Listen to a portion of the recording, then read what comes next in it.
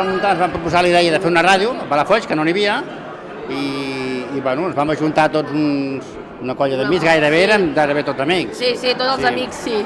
Música, diguem que era...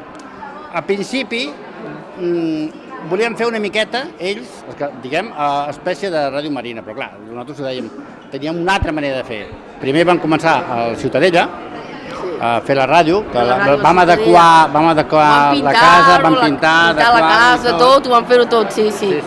I llavors ja, com vam passant aquí a la plaça Major, ja està.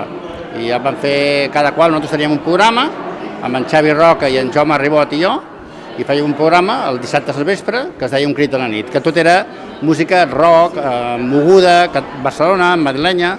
Sí, anàvem en bicicleta i era fosc.